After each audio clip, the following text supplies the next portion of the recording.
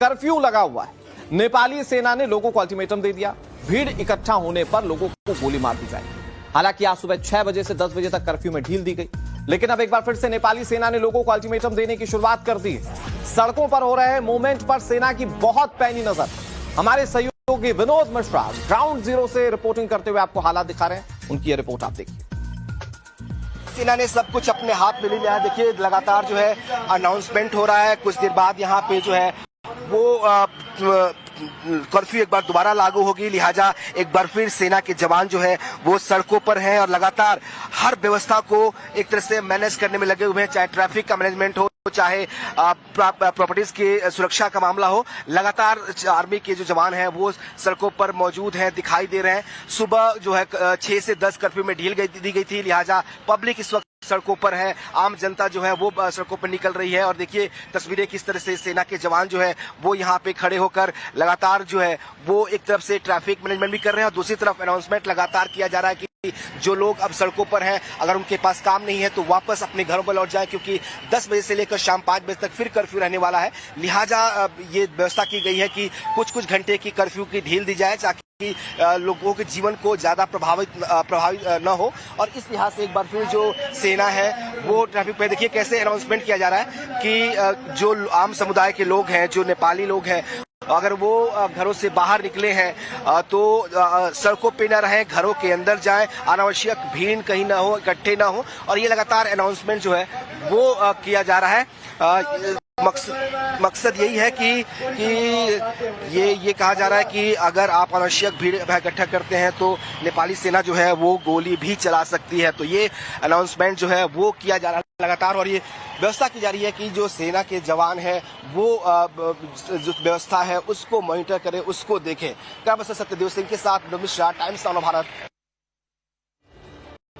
तो नेपाल में सेना को शूट एट साइट का ऑर्डर देना पड़ा। इसके बाद स्थिति ये कि फिलहाल सब कुछ नियंत्रण में दिख रहा है, लेकिन जेन जी के इस आंदोलन में काठमांडू के हजारों करोड़ों के इंफ्रास्ट्रक्चर कैसे खाक हो गए, इस पर विनोद मिश्रा की रिपोर्ट आप देखिए।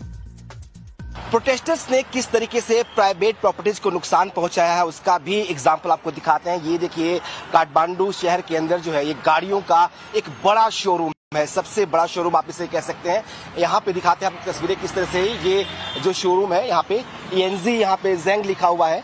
ये शोरूम जो है किस तरीके से CG मोटर्स करके है, ये ऊपर आपको दिखाया एक बार। तो ये देखिए कैसे पूरा तहस नहस कर दिया है, इसको आग के हवाले कर दिया गया है और करीब दर्जनों कारें जो है इसके अंदर आपको दिखाई देंगी जो पूरी तरह से जलकर खाक हो चुकी हैं। ये देखिए किस तरीके से जो गाड़ियां हैं वो जलकर खाक हुई हैं। ये देखिए आपको अगर काउंटिंग करके दिखाएं तो 1 2 3 4 5 6 7 8 9 10 11 12 13 14 15 16 17 18 करीब 18 से 20 गाड़ियां ऐसी हैं। ऊपर भी कुछ गाड़ियां हैं जो तहस नहीं हुई है, तो 20 से 25 गाड़ियां हैं जो पूरी तरह से तहस नहस हो गई हैं।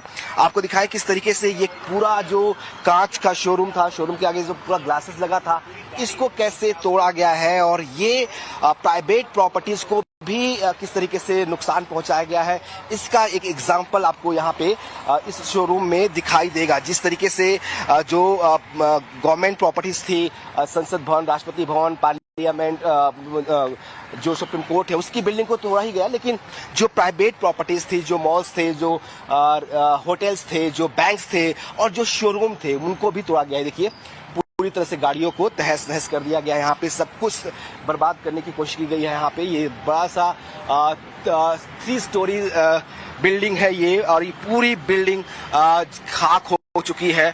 जो तमाम नई कारें इस शोरूम के अंदर थी वो सभी कारें भी जलकर खाक हो चुकी हैं। तो ये तस्वीरें दिखाती हैं कि कैसे उपद्रव, एक तरह से अराजकता जो है वो हुआ इस प्रोटेस्ट के जरिए, इस प्रोटेस्ट के दौरान। और उसका नुकसान जो है सिर्फ जो सरकारी संपत्ति नहीं है, जो प्राइवेट प्रॉपर्टीज भी हैं, जो प्राइवेट लोगों की प्रॉपर्टीज हैं, उनको भी इसका खामियाजा उठाना पड़ा। उनकी संपत्तियां भी जो है वो नष्ट हुई हैं, उसको शिकार बनाया गया है और ये काठमांडू शहर के अंदर हुआ है। कैमरा पर्सन सत्यदेव सिंह के साथ विनोद मिश्रा, टाइम्स ऑफ भारत, काठमांडू, नेपाल। और बड़ी खबर आप